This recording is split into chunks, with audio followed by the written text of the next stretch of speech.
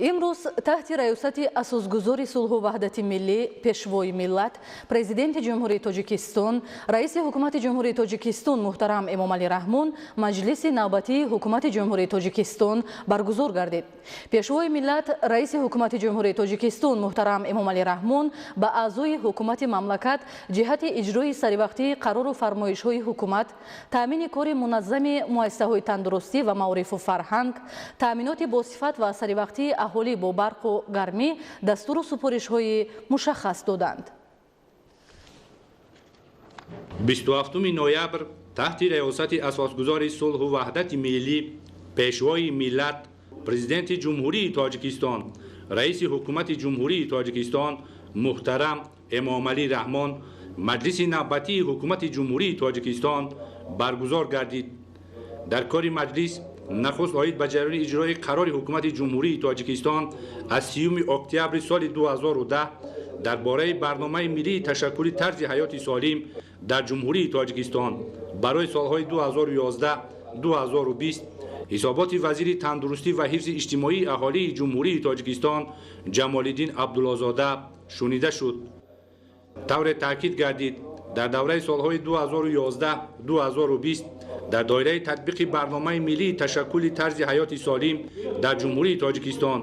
با دستگیری و توجه پیوسته پیشوای ملت محترم امامعلی رحمون برای تشکل طرز حیات سالم در بین اهالی تدبیرهای زیاد و مهم و مؤثر انجام داده شده. در ساحه تندرستی مملکت پیشروی‌های نظررس به وقوع پیوست. سرور دولت محترم امامعلی رحمون برای بهتر کردن سطح و صفت خدمت‌رسانی‌های طبی به اهالی مملکت که اساس واقعی تشکل طرز حیات سالم در مملکت به حساب می‌رود، برابریت وزارت تندرستی و حفظ اجتماعی اهالی دستور و سپارش‌های قطعی دادند. وزارت تندرستی و حفظ اجتماعی اهالی جمهوری تاجیکستان یکجا با وزارت و اداره‌های داخلدار و مقامات اجرایی محلی حاکمیت دولتی وظیفه‌دار گردیدند که لایحه برنامه ملی تشکل طرز حیات سالم در جمهوری تاجیکستان برای سالهای 2021-2025 را تهیه کرده به حکومت جمهوری تاجیکستان پیشنهاد نمایند. وزارت و اداره‌های داخلدار و دیگر شخصان مسئول جهت تکمیل دادن مکانیزم پیشگیری بیماری‌ها و تبلیغ طرز حیات سالم در بین اهالی در اساس شریکی با جامعه و بلند برداشتن مسئولیت اهالی برای سالمی خود و اطرافیان چاره‌های داخلدار را راه اندازی نمایند. لایحه یک قطار قانون‌ها از جمله لایحه قانون جمهوری تاجیکستان درباره عهدهداری حربی و خدمت حربی، لایحه قانون جمهوری تاجیکستان درباره وارد نمودن تغییرات به کودکس مرافعه‌ای حقوق ویرانکنی مأموری جمهوری تاجیکستان،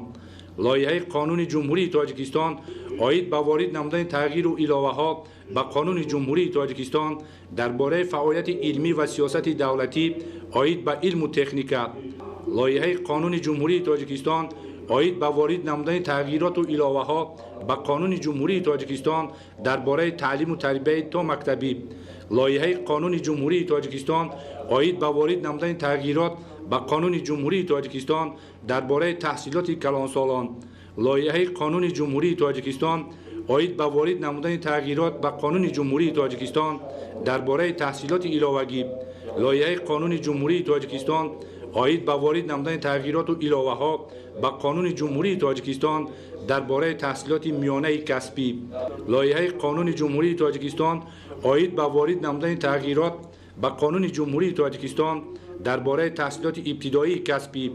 لایحه قانون جمهوری تاجیکستان آید به وارد نمودن تغییرات و علاوه‌ها به قانون جمهوری تاجیکستان درباره تحصیلات عالی کسبی و تحصیلات کسبی بعد از مؤسسه عالی تعلیمی، لایحه قانون جمهوری تاجیکستان آید به وارد نمودن تغییرات به قانون جمهوری تاجیکستان درباره اکسپرتیز علمی و علمی تکنیکی، لایحه قانون جمهوری تاجیکستان آید به وارد نمودن تغییر و علاوه به کودکس تندرستی جمهوری تاجیکستان بعد محاکمه اعضای حکومت مملکت برای بررسی به مجلس نمایندگان مجلس عالی جمهوری تاجیکستان ارسال کرده شد. اعضای حکومت جمهوری تاجیکستان همچنین مسائل وابسته به لایحه سازشنامه‌های سرمایه‌گذاری حکومت جمهوری تاجیکستان با شریکان، استراتژی ملی جمهوری تاجیکستان عاید به فعالیت بشردوستانه ضد مینه‌ها برای سالهای 2021 2030، برنامه رشد زبان دولتی برای سالهای 2020 2030 و نقشه میان مدت متشکلانه کوچاندن مهاجران اکولوژی برای سالهای 2021 2023 را مورد محاکمه قرار دادند. در خاتمه مجلس حکومت جمهوری تاجیکستان پرزیدنت مملکت محترم امامعلی رحمان یادآور شدند که با قرار ستاد جمهوری عاید به پرزور نمودن چاره‌های ضد اپیدمیایی برای پیشگیری از انتقال و پهنشوی بیماری سیرایتی کووید 19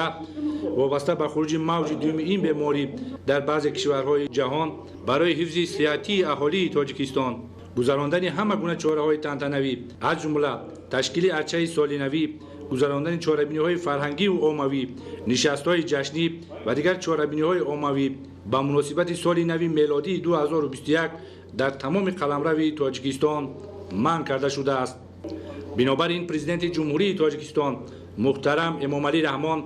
با وزارت تندرستی و حفظ اجتماعی اهالی، وزارت کارهای داخلی و رهبران ولایت‌ها و شهر و ناحیه‌ها بار دیگر تاکید نمودند که مسئله رعایت حتمی قاعده‌های گیگین شخصی و جمعیتی، استفاده نقاب‌های محافظتی، رعایت قطعی فاصله اجتماعی، با مواد بی‌ضررگردانی تامین نمودن مؤسسه‌های تعلیمی، باغ‌های فرهنگ و فراغتی، گلگشت و خیابان‌ها و دیگر جای‌های جمعیتی را به طور قطعی نظارت نمایند. پیشوای ملت رئیس حکومت جمهوری تاجیکستان محترم امامعلی رحمان همچنین به اعضای حکومت مملکت جهت اجرای سریوقتی قرار و فرمایش‌های حکومت، تأمین کار منظم مؤسسه‌های تندرستی و معارف و فرهنگ، تأمینات باصفت و سریوقتی اهالی با برق و گرمی در سطح بلند گذراندن دوره تیرماه و زمستان سالهای 2020 2021، ذخیره مواد غذایی و سوزشواری پیش از همه در مؤسسه‌های اجتماعی، اینچنین در حالت خوبی آمادگی نگاه داشتن راه‌ها و تمام انشاءات انرژتیکی، جمع‌آوری به طرف حاصل باقی مانده مخصوصاً حاصل پخته و در مجموع نظارت قطعی فعالیت ساحه‌های اقتصادیات و اجتماعیات مملکت دستور و سپارش‌های مشخص دادند.